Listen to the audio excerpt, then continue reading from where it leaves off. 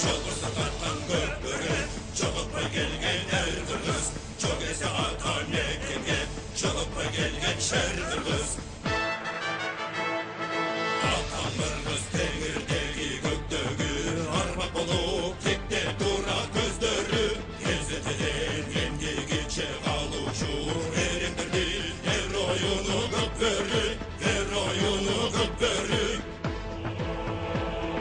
Şolursa tartkan gökbörü, çoğuppa gelgen er kırgız. Çok ese atan mekkenге, çoğuppa gelgen şer kırgız.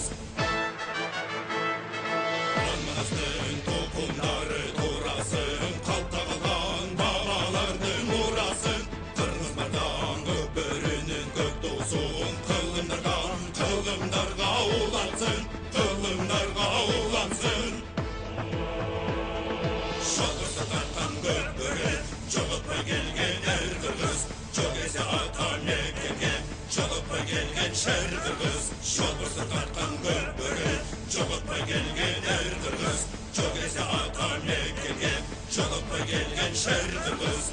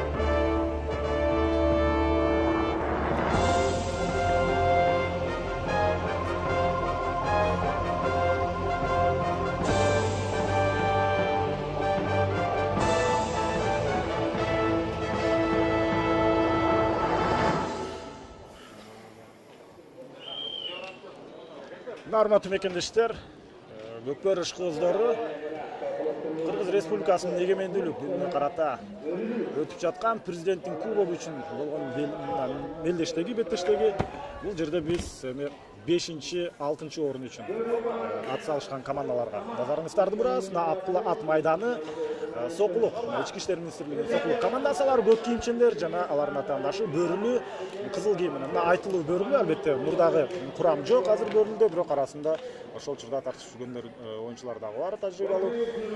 Булар 5-6 орун үчүн бири-бирине каршы ойноп атат. Бөрүлүү алгачкы беттешин Мылсык ата менен өткөрүп, тайпалык оюндарда 5-0 уткан, андан кийинкисинде 1-0 менен алар Арашаңга утулуп калган болчу. Мына ошондуктан алар өз тайпасынан чыкпай калды, 5-орун үчүн гана ат салышканга аргасыз. Ал эми Сокулуктун Ички иштер министрлигинин командасы Зорро менен убак түштү. Зорро менен жүргөн бул Элдияр Шахтарбек уулу. Ошентип беттеш башталары менен эсепти ачтык. Мына ушул Зорро деген ат ушул азыр Көкбөрү федерациясында эң ветеран ат. Мындан улуу ат жок. Турнирде жүргөн аттардын ичинен эң улуу ат ушул Зорро болот. Бул Зорронун ойноп жүргөнү көп жыл болду. Үстүңкү бала убагында Асылбаш деген командада ойночу жигит. Анан келип ошо МДАга кирди. Ушул жигит капитан команда өтө акылдуу ат. Бул эми чабуулчунун аты. Ар дайым муну менен муну алгандан кийин чабуулга чыгат муну. Жана азыр болсо Ерлан Ибрагимов, Сокулуктун оюнчусу. Сокулук Сары Өзөн менен өтө катуу тирешти. Мына тайпалык оюндарда 1-2 менен утулуп калган. Ага чейин болсо Сокулуктун андан кийинки оюнда Ак Суу командасын 17 эсе Ак Суу бир топ жакшы атаандаштык көрсөткөн. Ошол Сокулук командасына каршы азыр болсо эми алгачкы жекме-жекке бул беттеште орун алат. Бөрүлүүдөн Бекмурат Калмурат уулу чыкты Гүлсары менен. Ал эми анын атаандашын биз бул жерде тактай турган болсок, Мээржан Матжан казак жигити генералды менен чыкты. Тайпалык оюндардын бирөөсүндө ушул Мээржан Матжан чыкты генерал менен, бирок Бул баягы Казакстан негизинде Эржан экөө бир тууган болот экен. Булар бул жигиттер Тургунбаевдин экөө бир тууган экен. Бул агасынын баласы экен ушу. Аталаш агасынын баласы болот экен. Ушу жакын тууган экен экөө. Бул жигит жаш жигит экен өзү. ооба. Быйыл гана оюнга аралашты, өзү 19 шадылуу. жашта. Шадылуу, өзү карылуу да жигит. Келечекте бул баладан чоң үмүт болсо, өзү да буту узун, колдору узун, жүрөктүү жигит экен. Мен баа бердим буга. Мурдаңкы оюндарда катуу ушул жигиттин өнөрүн жакшы көрдүк. Генерал менен чыгып атат. Эми бул алмашканга жетсе, бул генералды өтө эле кыйнай бербеш керек. Бул бөрүлүү да оңой оюнчулардын бири эмес. Ортого да чыгып атат. Ортого да чабуулга да чыгып атат. Бул эми бул баланы колдон келсе мына. Агасына жетишкенге жетише албай калды. Эржанга жетишкенге жетише албай калды. Экөөнүн жаш айырмачылыгы 9 жаш. 9 жаш. 19 болсо, Ержан Тургунбаев ал 28-де. Демек, генерал эми гана оюн таласын таштап баратат. Демек, бөрүлүнүн аттары, күчтүү аттары азыраак дегенден кабар берет да, ушул генерал ортодо деле жүрсө, оюндарда. Ошол бул эми бөрүлүнүн аттары чынында жаңы аттарды жаңы алып, жаш балдар жаңы атактуу чоң бөрүлүнүн баардыгы балдар дагы аттар дейт. Мына Эржан кайтең алды өзүнүн аты менен. Бул эми атактуу Евронун кулуну экен. Жаңы таластан 600 000 сомдун тегерегинде сатып келишти. Ким азыр Ержан менен жүргөнбү? Ержан менен жүргөн Герб деген аты. Бул эми Евронун кулуну. Бул өзү келечеги кең ат экен. Бул эми жашат. Бул атты ушундай кылып жакшы эметкен. Бул балдар өсүн. Булар да ошол уюшулуп мына. Болбой эле баягы ат жакшы көнөлөк. Бул биринчи оюнга чыгып атат. Бул Аккул ат майданында бул ат биринчи келип ойноп атат. Ушул турнирде? Ушул турнирде биринчи башталды да. Муну жаңы келди. Ушул турнирде биринчи чыкты. Мына жанагы эле генерал менен ким Мээржан кайра чыкты. Гүлсары.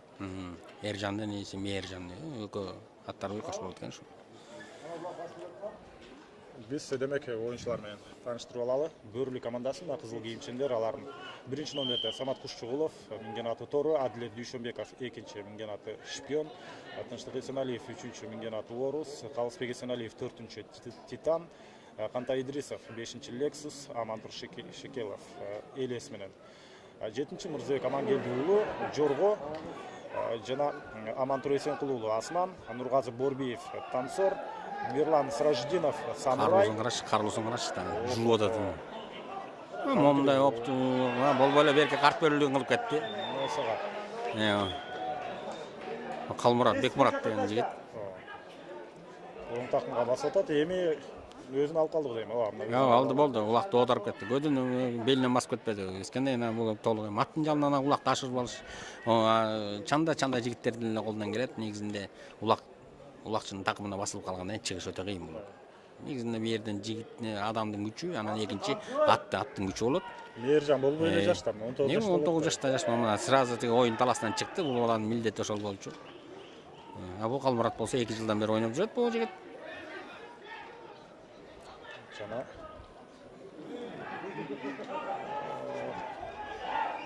азыр мындай Гүлсары менен жерде бир айланып чыккандан кийин бир атаандашты артта калтырды. Дагы бир оюнчу бар анын артынан ээрчиген. Бул болсо Улан Самсалиев.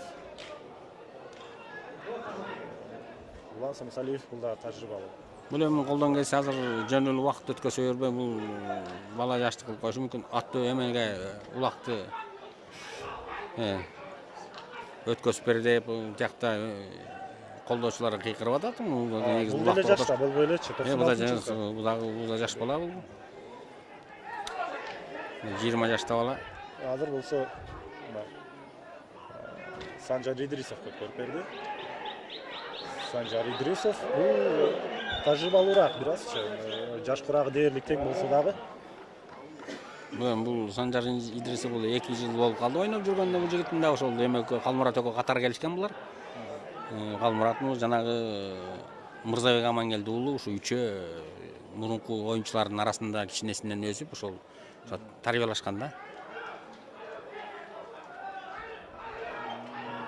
Бул жерде Эми бул баягы оюну тактикасы баягы Мика чыкты. Мика эмескен бөлөк экен бул, бирок Самурай менен чыкты. Бул эми Самурай өтө ойногат эми, бул эми көрөбүз азыр эми. Муну Мирлан миниш керек болчу. Мирлан чыкты. Нургазы Борбиев азыр улакты алып жүргөнчү. Бул Самурайды минип алган, Самурайды минген бул Борбиев Нургазы деген жигит, бул да жаш жигит. Бул Самурай деген ат бул эми. Буга чейин Тансор менен жүргөн эле. Таңсордун менен муну негизи Мирланминчи де Микатерди өзү бүгүн чода ой кирмечи деп бул эми Тайгазанга түптү сайлат булат эми. Мына тигилатты кагылып калды. Анын жолунан кийин Нурбек Жакыпбеков чыккан. Бул өтө турамыз болуп калды. Буну токтотуш керек болчу булат да. Мына Ишенимдүү бараткан болчу. ишенимдүү бараткан. Муну токтотуш керек болчу. Бул эми ким бул 8-номерда бул ким? Жанагы Элдияр Шактарбек уулу. Биринчи упайдын автору мына ушул. ушул автор ушул жигит. Бул эми өзү тажрыйбалуу жигит бул. Мына мону салып кетет. Оңой салып кетти.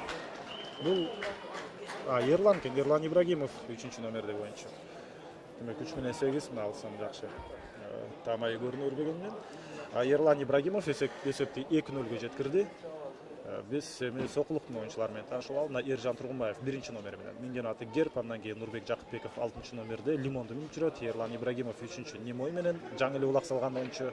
Улан Самсалиев эң тажрыйбалуу улакчылардын бири, бул 4-номерде. Акжол анын минген аты. Ошондой эле Бекназар Аматов 5-чи. Месси менен кетти. Бул 12-номерде болот Талайболу Кубан. Бул 94 жылга. Ишенимдүү баратат. Азырынча биринчи тайм болуп атпайбы жанагы? Азыр улар улак жаңы. Бул тең салмакта улак. Биринчи таймда улак ар дайым тең салмакта болот. Тайгазанга түшүп секирип кетти, топтой болуп секирип кетет, серпилип кетет. Бул жанагыдай колдон келсе муну өтүп барып кечеки улакчылардай артты өстө ыргытыш керек. Муну тажрыйбалуу улакчылар ушинтип ыргытат булар. Мына Салалбай Аштазы ким экен? Жана бул ирет ийгиликтүү. Жок болбой калды. Эржан дагы Салалбай калды. Түшкөндөй болду. Тайгазанын кырынан түшүп берги чабылып калды. Мындай техникалык жактан ыкма туура болчу, мындай. Ыкма туура болчу, бирок Тайгазанын кырына чабылып калды ол. Көйдөнү сыртта калып калды, ошон үчүн огуп кетти. Улак канчалык көйдөн жагы каяка огосо, салмакты ошо салмак ошояк болот. Ошол жагы сыртта карап калган экен да. Ошол сыртта карап калды, ошону тигилер эмеге жетише албай калышты. Биз мына оюнчуларды толук тааныштырганга жетишпей калдык, анткени кооптап ал жерде орун алып калганда. Улан Самсалиевди тааныштырдык. Акжол менен, андан кийин Бекназар Аматов, Алы Назаров болсо 2-номерде ойноп атат. Ал Арча торун минип жүрөт. Талай Байсалбек уулу Бүркүт менен, Элдияр Шактарбек уулу Зорро менен 8-чи, Тай торуну минип жүргөн Алмаз Ибрагимов 9, Мээржан Матчан Генерал менен, жана Алмаз Жапаев ал Рим деген атты минип жүрөт. Жана ошондой эле Кубан Талайбек уулу. Месси, бул дагы бир Месси деген ат бар. Буга чейин Месси бул Мессинин баягы баскан турганда Месси өтө түспөлдү ат болуп кетет экен. Ошон үчүн кече мен балдардан сурадым. Оюнчу балдардан сурасам, ошол байке ошол Мессиге окшош турган үчүн Месси деп ат калып койду элек дейт. Бирок ага караганда көлөмдүүрөөк экен, бир аз. Бою узунураак. Бул узунлугу кичине узунураак экен. Ичкерээк анан узунураак ат экен. Бирок негизинде баягы баскан турганда тигүүсү келбетин окшош кетет экен. Сокулуктун оюнчулары менен тааныштырып алдык. Ал эми Сокулуктун башкаруучусу Аскат Сулайманов, ал эми демөөрчү жана жетекчиси Алмазбек Садыков. Булар ортолук бөлүктө жекеме-жекеге кайра эле Гүлсары чыкты. Бул жерде Гүлсары менен генерал Бекмурат Калмурат уулу, ал эми генерал менен чыккан. Бул Мержан Матчан. Жок, ким өзү чыкты? Эржан өзү чыкты. Ержан Тургунбаев агасы. Жок, Ержан чыкты. Тиги чийиндин ичине туруп алды, жок, туура алды. Мержан Матчан өзү эле ортого чыгып атат. Бул эки оюнчунун жаш курагы дээрлик тең эле. Бирөөсү 17-де, бирөөсү 19-да.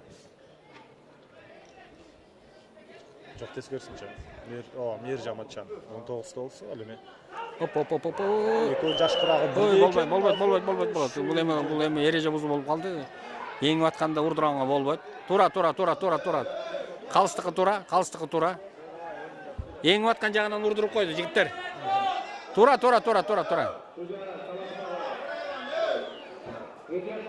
Ортодогу калыс бул Абдулажиз деген калыс. Азыр буларга белинген убакыт жок. Ал өзү калыш керек. Же убакыт соңуна чыгып калды. Жок. Тигил бала турамсың го. Еңип аткан жагынан эч жак турдураш керек. Адам ордун эсим чалбайт ортого. Жок, чыгат. Чыгат. Чыга берет. Анын ордуна эми Самат Кушчулов чыкты. Жок, Самат эмес, Эржан чыкты. Сокулуктан Эржан Тургунбаев чыкты. Жок, жагынан калыстын айтканы деле Туура калсын айткан туура. Ооба эмебиз керек. Эрежени бузбаш керек. Мына Ержан болбой эле баягы. Эрежени бузду, бирок анын ордуна башка атты чыгарып койгонду айтам да, башка атчандычы. Жок, андай болбойт. Тиги себептен күнөөлөдү. Анан оюнду токтотуп кайра чыгарбадыбы? Тигил 12-чи бөрүнүн оюнчусу башка ат менен башка бала чыгарса эле болмок, бирок тиги бала өзүн чыгам деп койду, ошон үчүн чыга берет ал. Оюн токтоду да. Бул оюндун шарты ошондой да. Оюн токтойт, анан токтогондон кийин анан кайта 2 оюнчу чыгыш керек. Анан тиги бала өзү мен чыгам деп ошол чыгып кетти да. Ошондо Калмурат уулу, Бекмурат Калмурат уулу. Ат уруп кетти. Аттын башынан уруп кетти. Ичине кооптуу мал болуп калды. Болсо Ержан Тургунбаев улакты такымга басып алган экен. Экөө тең басып алды такым. Бул эми тигил балада көп мүмкүнчүлүк эмес. Ал бир эле эмесинен шыйрагынан басып турат. Ал тока тиги Ержан минген аттан мына чыгып кетет. Бул лакабы семизге жатпайт. Ержан Тургунбаев мына бул ушул гербти жанагы Евронун баласын жүрөт, Ержан Тургунбаев чабуулга чыгуунун басында. Ой. Чабуулга чыгып жатып бул жерден. Калысбек Эсеналиев жерге кулап түштү эле. Катурду да азыр эмен буласа. Күйлөнүп келип урду. Бир аз эле силкингенде улакты кармап калыш өтө кыйын болуп калат. Өтө кыйын болуп калат.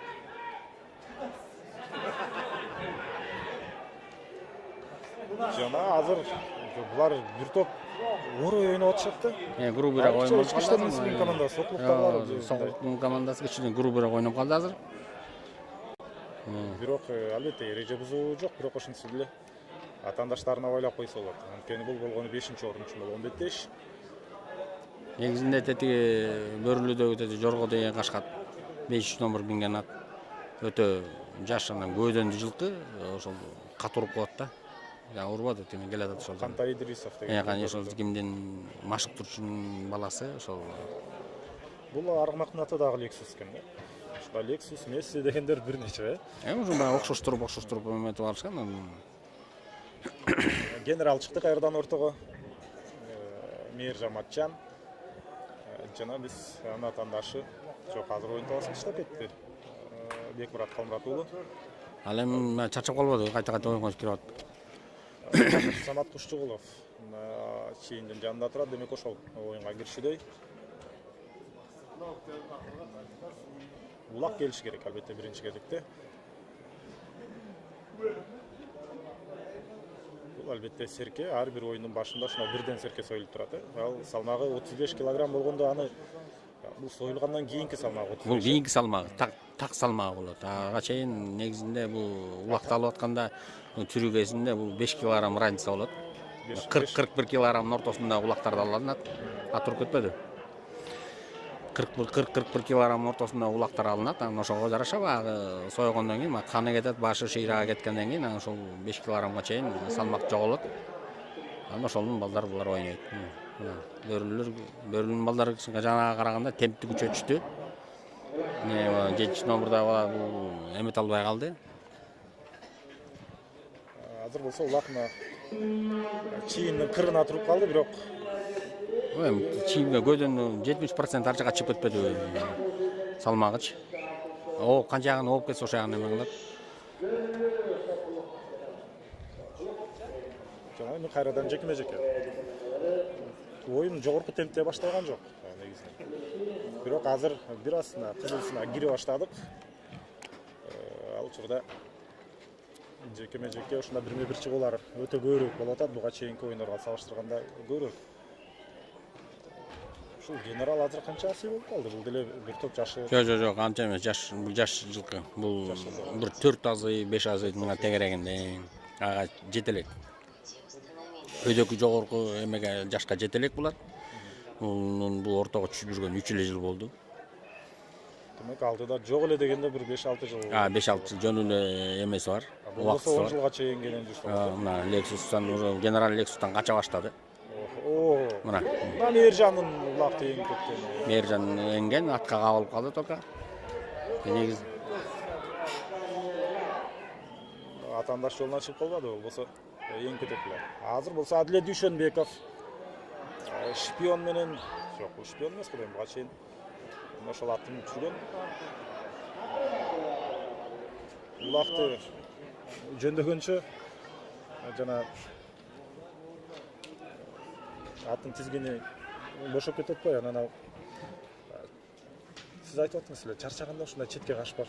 Бул аттар ушу көңүлү калып аткан астан мына кечээ дагы улакка түшкөн, булар денеси ооруп калды да бүгүнчү.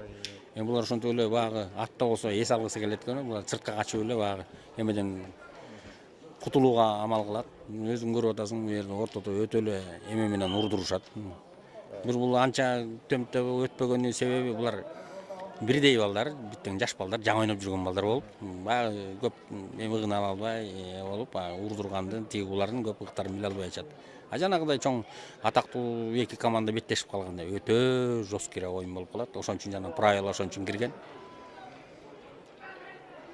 Кагып кетпеш керек, жана 2 метр, 3 метр. Ошол эреже ошон үчүн кирген. Болбосо өтө ылдамдыкта келип урганда аттар майып болгон. Ошол жерден дагы мына могул эле ушул Бөрүлүү, атактуу Бөрүлүүнүн Мальчик деген аты болгон. Бул Мальчик өтө атактуу ат болчу. Ошол тети ылдыйкы тайгазанын жанынан ушул оюндан өлүп калган. Катуу урдурганда жүрөгү үзүлүп кеткен, жарылып кеткен. Дагы анан айып салынабы ошол атаандаштарга жан?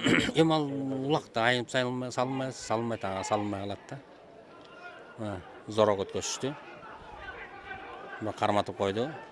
Эми бул жигит чала басып калган экен, болбой эле оңдоп кетти. Опутту кылып кетти, болбой эле карт Бөрүлүү кылып кетти. Элдияр. Элдияр бул эми Зоро менен чыкты. 8 номер. Элдиярдын колуна улак тийгенде көбүнчө салып кетет экен да. Мына урдуруп чыгып кетишти. Зорону алып чыгып кетишти. Элдияр бекер кылды. Тиги эки оюнчунун ортосунда калып калды. Негизинде Элдияр бул тайгазанды айланып кетиш керек болчу. Ошол жерден Элдияр ылдый бекер өтүп кетти. Ошон тайгазанды терс айланып кеткен да, азыр мүмкүндүк Элдиярда болчу.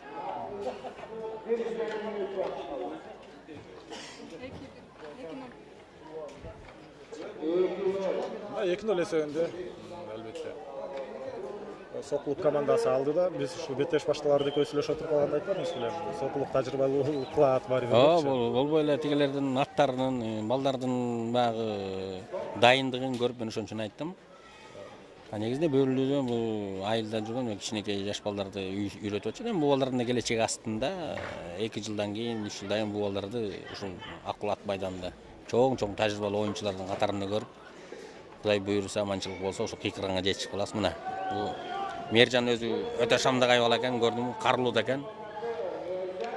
Тискинди таштап салып, генерал менен катуу чабуулга өтүп баратат. Мына эми кандай болот эми? Жана жанда мына Таалай экөө тайгазанга барды дагы. Көрдүмү? Мына бул Таалай Байсалбек уулу менен Мээржан Матжан эсепти 3-0 жеткирип койду. Чындыгында ошол сиз айткандай булардын атаандашына караганда бир аз күчтүүрөөк экени иш жүзүндө далилденип атат. Иш жүзүндө далилденип, булардын багы эмеси күчтүүрөөк кылып атат да. Дайындыктары. Дайындыгы күчтүү экен. Гонг жаңырып калды, демек биринчи тайм бул жерде соңуна чыкты. Эсеп 3-0.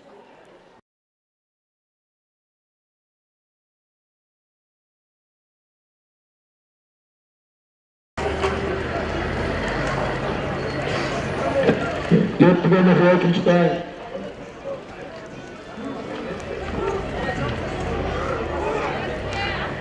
Kettikimiz bizim birinci time'dan keyin 2-0. 2-0 tamam.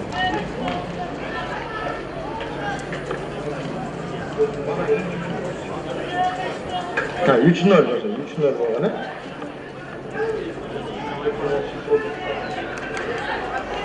Üç nol.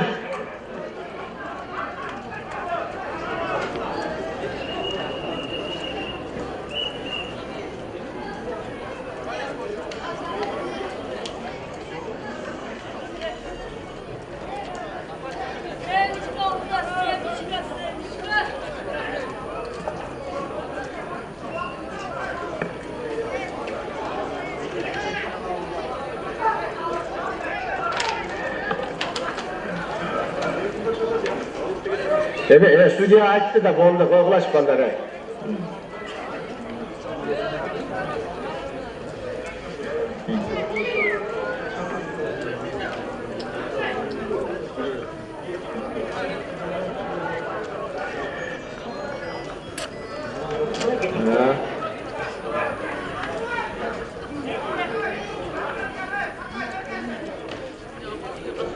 Taku emnege udalene 5 ödedi. Bunun için. 5 oyuncu olup kettir boldu. Çünüklü ket.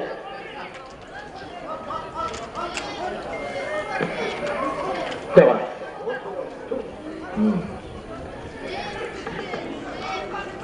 Ansızlar, bunlar şaşırarak da o oyunda.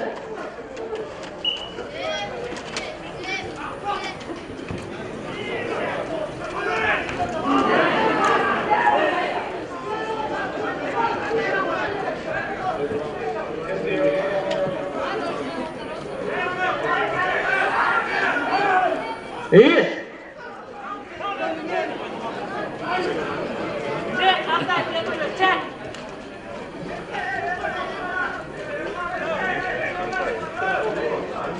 Üç nol. Abi? Ya yeri var. Yeri. Hadi.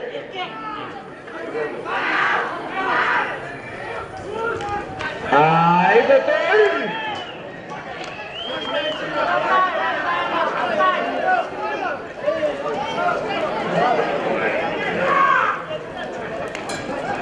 Allah ya.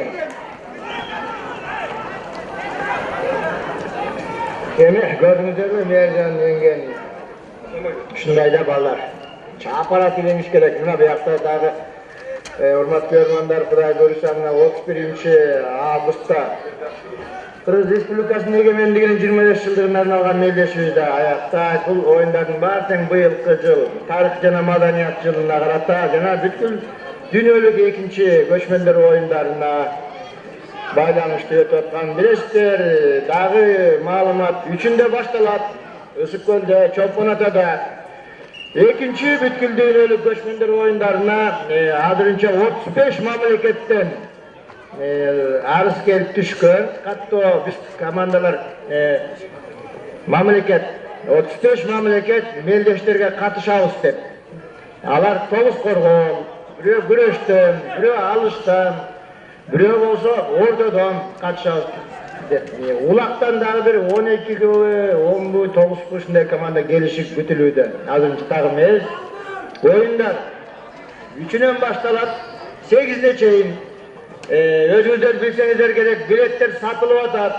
Бишкек шаарында, Советская көчөсүндө, Киевскийде, Чүй көчөсүндө 4 жерде, андан тышкары телефон аркылуу дагы алып билеттерди алсаңыздар болот. Ачылышына 300 сомдон 4000 сомго жакын билеттер. Азыр эмне болду? Оппа!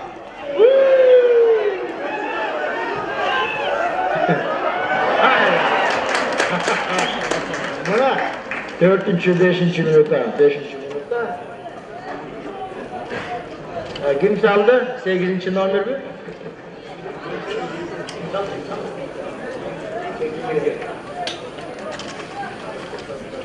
Oşende hurmatly görmanlar, biletlerdi alsanızlar bulup göçmünler oyunlarının açılışına. Kalgan gündörü bilet yok, beker oyunların varken beker gelerseniz Kırçın'da, Salburun, Ordu, Melleşler ödet. Atayın Canı Salgan Sport Kompleks var, ayakta güreş oyunları ödet. Bizden Gökbörü boyunca ödet durgan oyunlar İpadrom'da olur. İpadrom canına sport oyunları güreş çok ödet. Karadeniz Bölge Komandası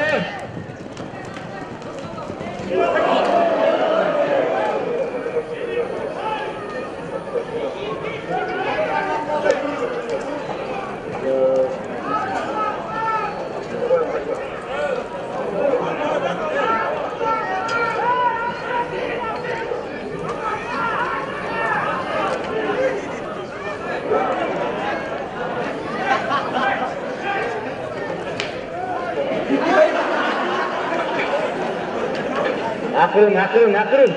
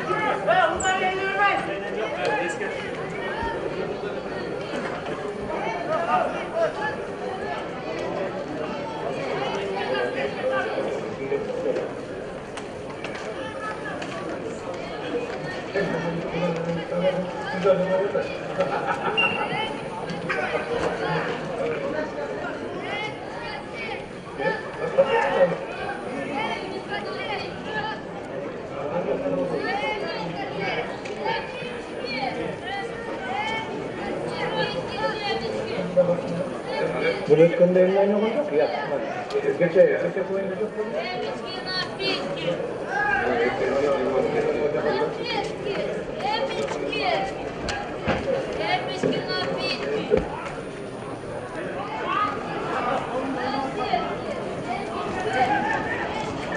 Karaç, Mircan azamat motor perdeyeni karap turgulayıp ne olarken özümçe de bullet. Apa! Mergen çıkana Jonathan derli şu yerde koyguladı.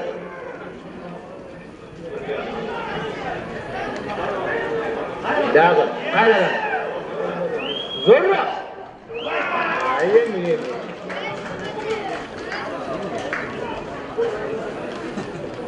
Belgiya.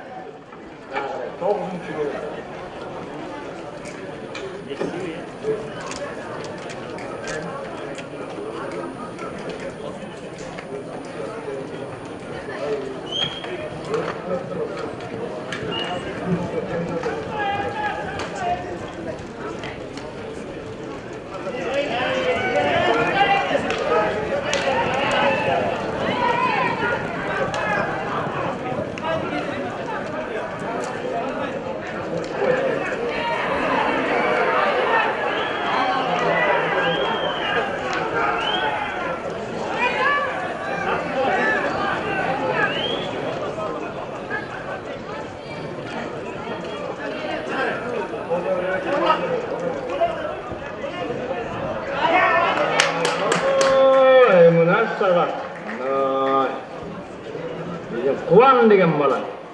Kuvan. 22 yaştagı, 21 yaş Messi degen atı eken. Messi degen atı.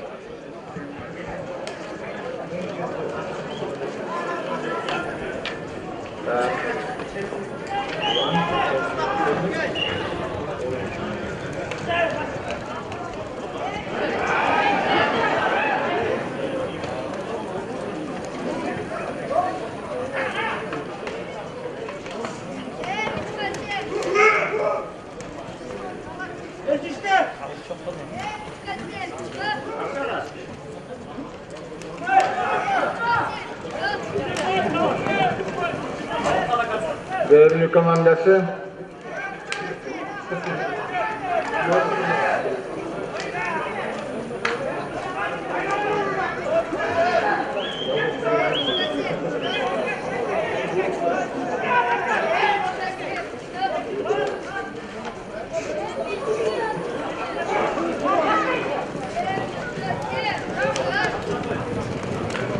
Dağı gitti böyle. Belgiya. Elçi o? Ben айтпадым да, ошол жерде точканы бир эле жерде ургулай берет экен. Мергенчи. Ар жагында Тайгазан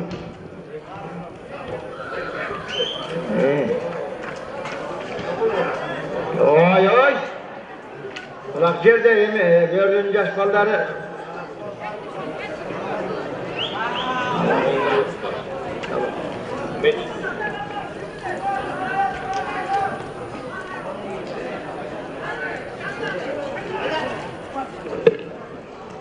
Hadi.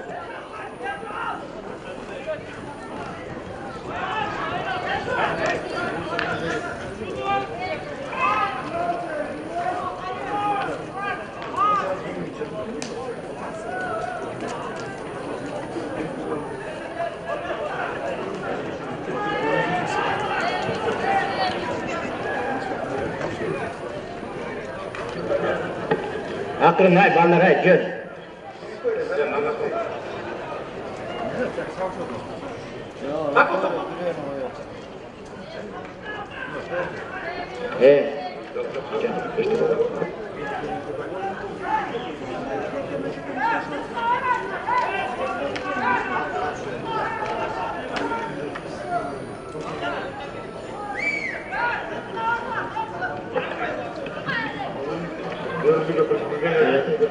Anladım.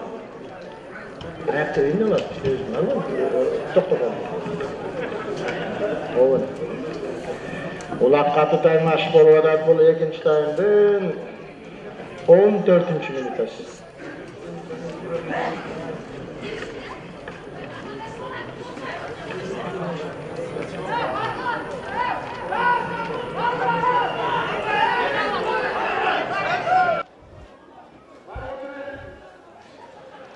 Мына пикир келишпестиктер ошентип артта калды дагы кайрадан жекеме жеке.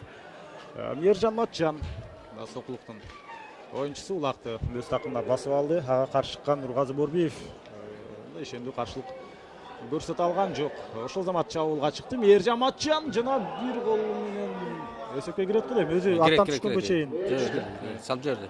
Өзү кошо түшүп кетти. Жана буга чейин 6-0 болсо эми эсеп 7-0 айланды. Ол өзү карылып кала экен. Буга боланы түшүнсө болот. Аттын жана өзүнүн күйүүсү менен барып, салып өзү кошо токтон албай тагазага түшүп калды. Бул эми эсеп болот. Себептен улак биринчи түштү. Эгер да аты тагазанга кирип кетсе, же болбосо жерге түшүп калган колу менен кырында турган улакты түртүп ийсе, бул баары жарабай калат. Азыр болсо мына кубантала деп. Ушул карматып койду болбой. Бул аянттан чыгып кетет го дейм. Же экөө тең чыштап кетти. Экөө тең чыштап, чыгып кетти экөө тең. Жок, бул жерден экөө тең түшүнүп туруп бир убакта улакты кое беришти экөө тең. Андыктан аянттын ичинде калды. Эми аянттын ичинде турган учурда улак тартыш андан ары улан жатат.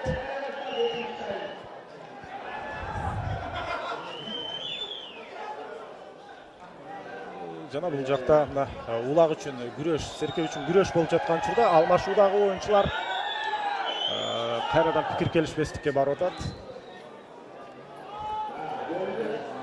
Бул рет эми калыс албетте башкача чечимге келип коюшу да мүмкүн.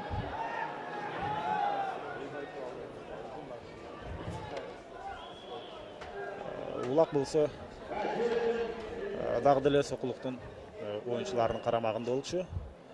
Эми гана аянттан сыртта.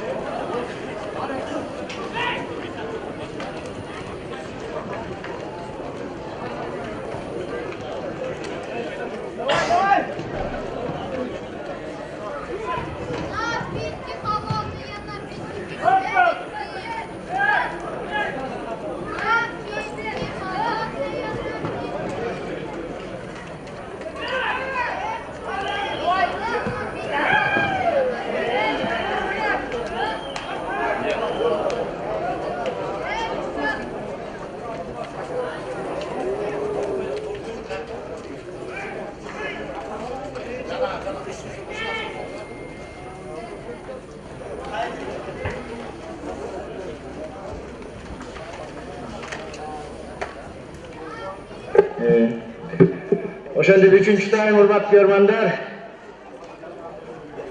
7-0 бут.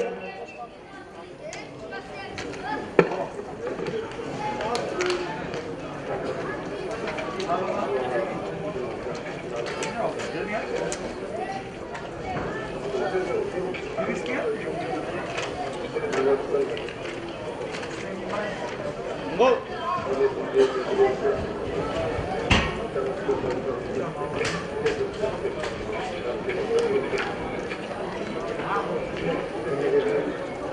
Hurmatli görmanlar, 6049 деген Porter avtomashinasının haydovchisi var, mashinaga dalqovlaç.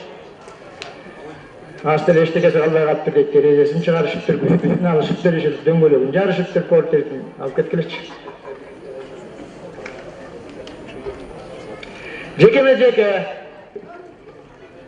Ekinci nomerde Börlü komandasında Adilet bilen Miercan.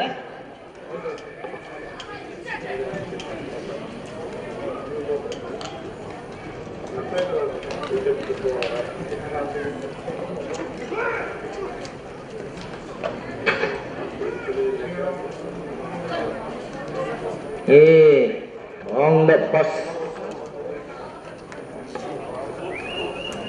Out.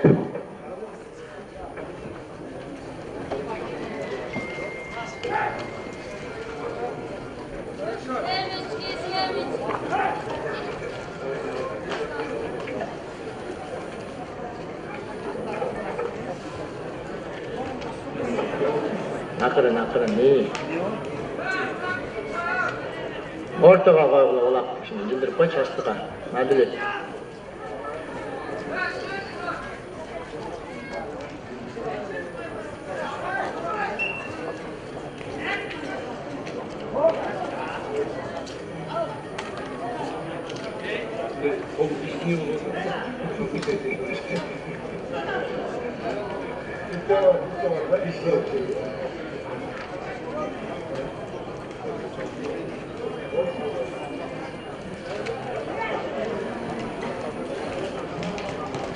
Akırın valaklar gitti Adilet.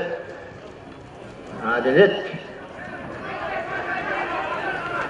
Büyüşenbekov Adilet degen bala ekinci nomerde önögünü ötkörüp bergen hareket kılıp atat Börlü komandası çamdanlar 7-0 esebinde alındı da. Sokuluk komandası. Bu bizim 5-6 orunga bolgan merde. Şimdi ular жерге түшүп kaldı da.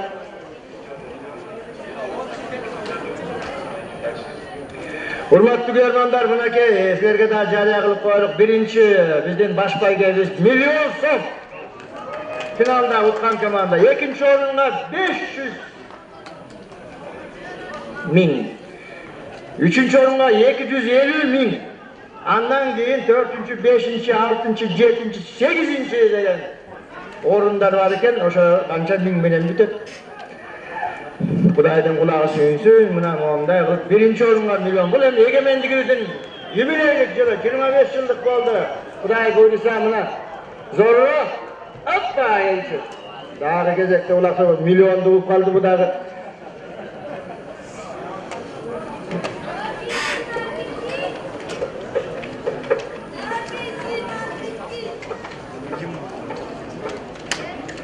Oşentip baş bayge birinci orunga milyon so'm, andan keyin 500 ming so'm, ikinci orunga, üçüncü orunga 250 ming.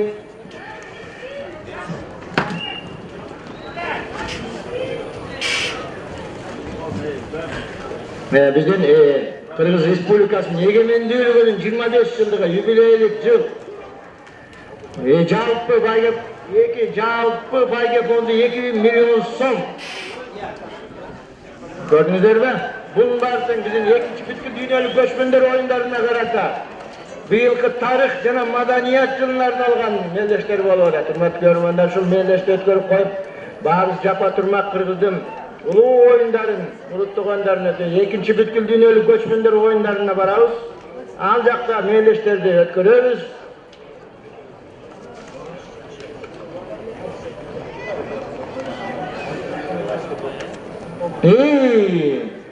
Ayradan zorro. Bileni elçi jakşı buna bul atты oynatıp atat. Mıktı atlardan beri, en kartan atlardan beri, köpkörü baştalgandan beri zorro var bolçu deyip.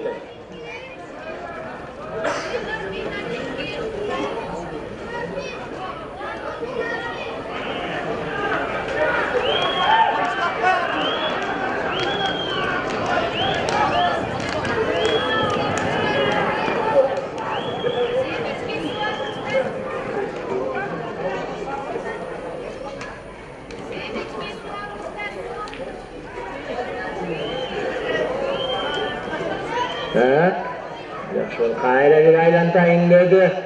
Elçi.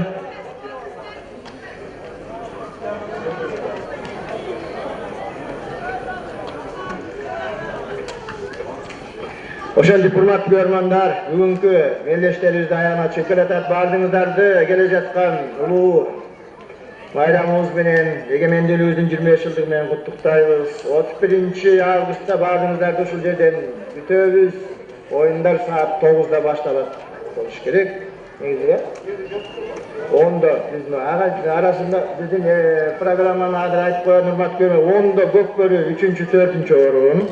Андан кийин 1-орунга мелдеш болот экен Көкбөрү. Андан кийин бул майрамдык маанайда болгон ичинде концерттик программа бар экен. 1-дөн 1:50-ге чейин, 2-ге чейин.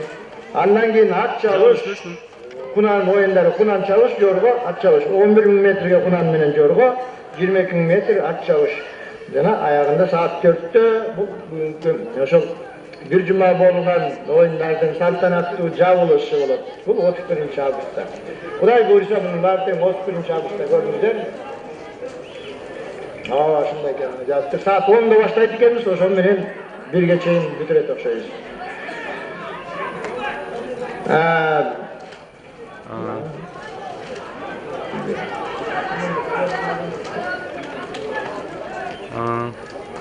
Ошентип ортодогу балдар Адилет менен Эржан бар.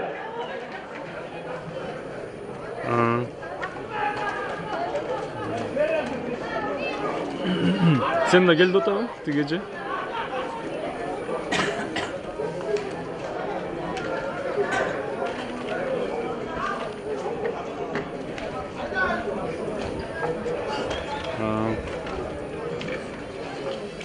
Barıp sürürsün bot da. Sen barıp öyle olsun bu.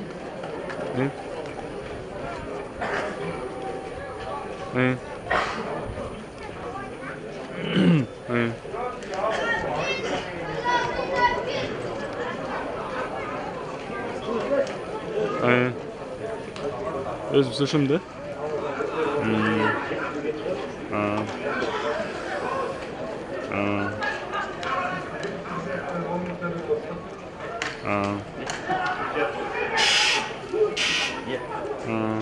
Out, out.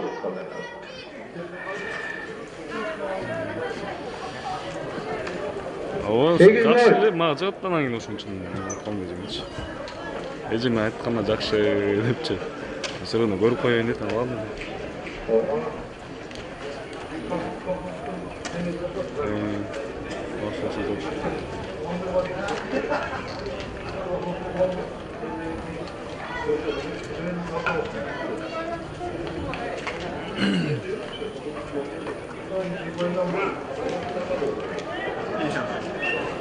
Алтын тартканбыз эми ошо барганда анан. Болсо ал деп эле. Günlük 4-5 olarak 1 minutunda 1 minutunda 5 minut. Kutu olur. 1 minutunda. Arasan kutu olur. Plus çıktı. Ercan menen Adilet deydi.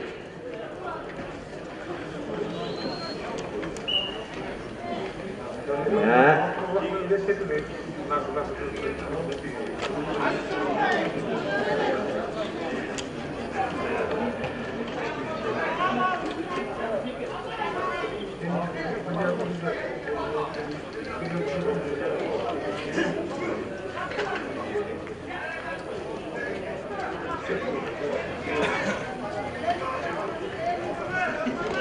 Hayır.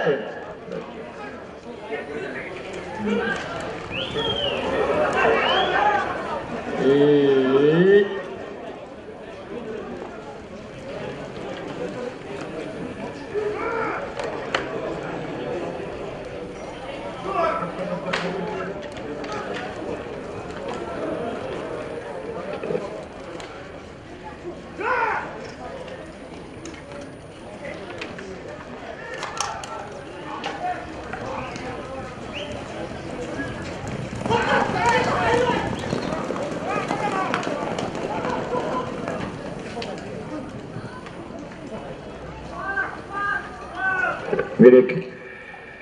Erlan İbrahimov. Akırın.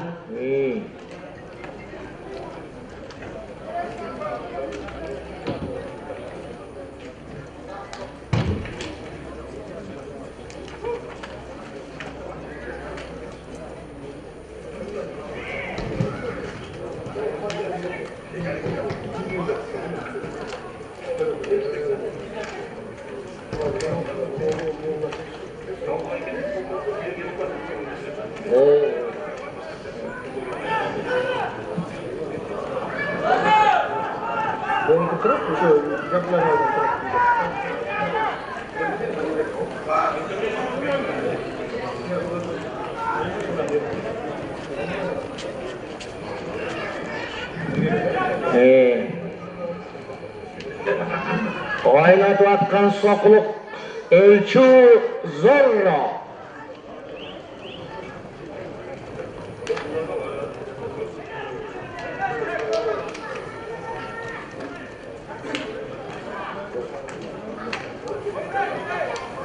İyi.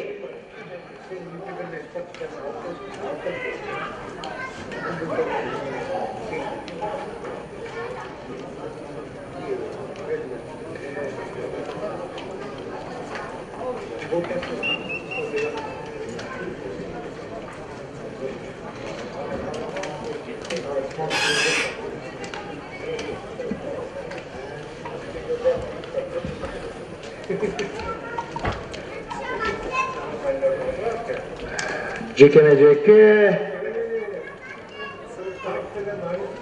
14. minut adı.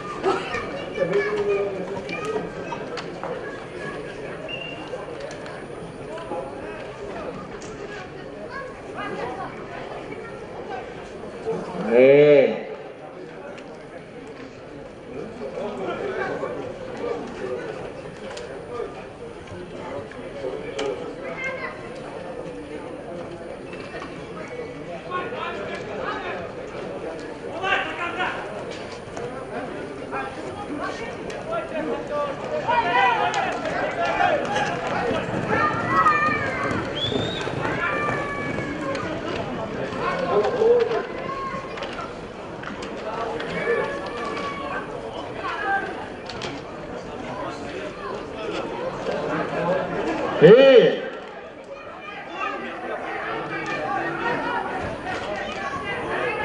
Murat yerge düştü.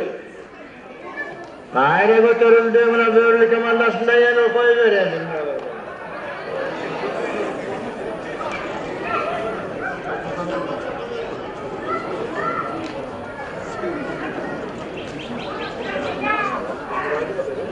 Mirlan mı?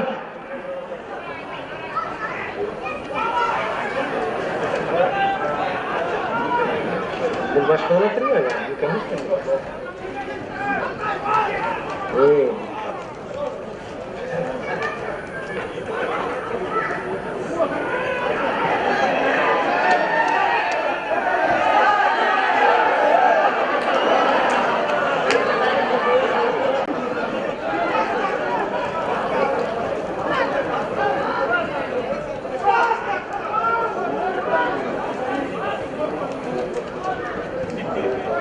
Bak şu attı da çarçattı, özü de çarçattı, biz de çarçattı. Şu kadar oldu.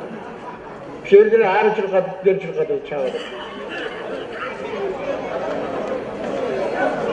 Ay hemen çarçattı da diyorlar da.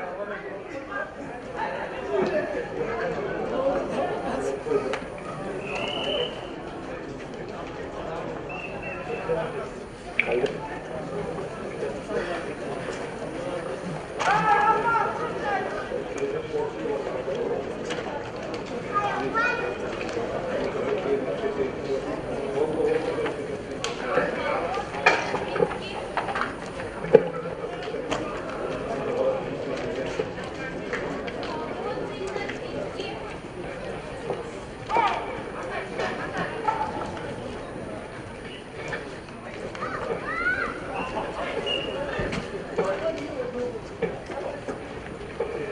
Jeke.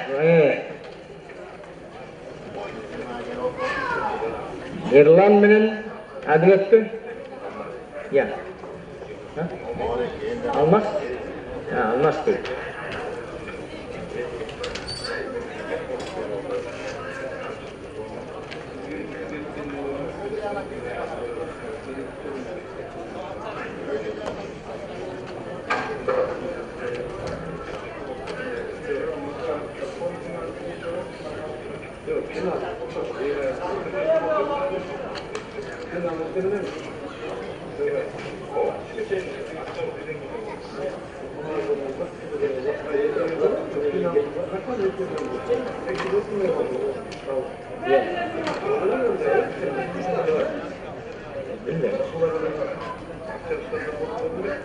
Yok, bol falan yok.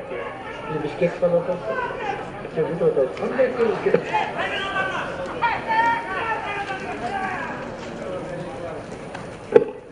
Şuradan bir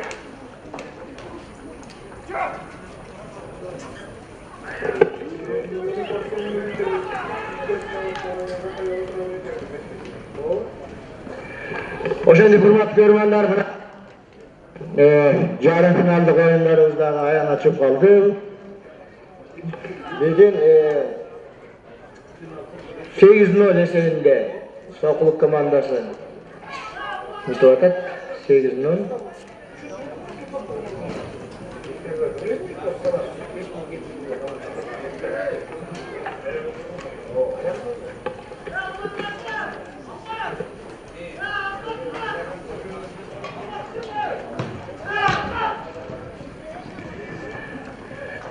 Zorro. Bitip kaldı. Akırkı minutta.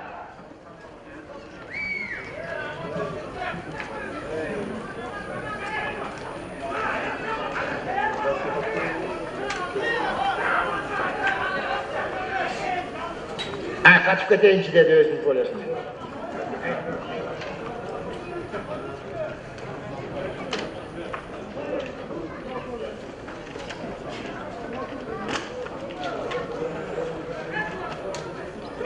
Otuz sekund. Ay verem böyle. Yeterken 30 sekundda.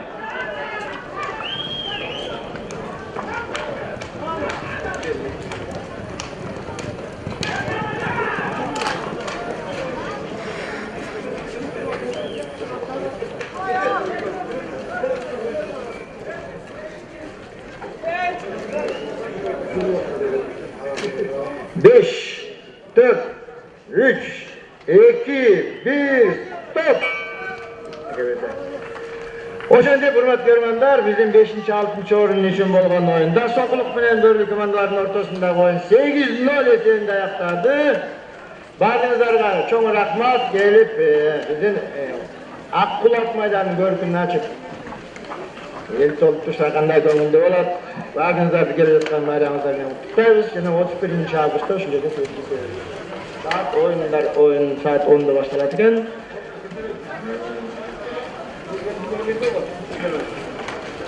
Komandaların yetekçileri gelingizler. Oyunun jıйынтыгын olup kalışlar. Yetekçiler gelingizler.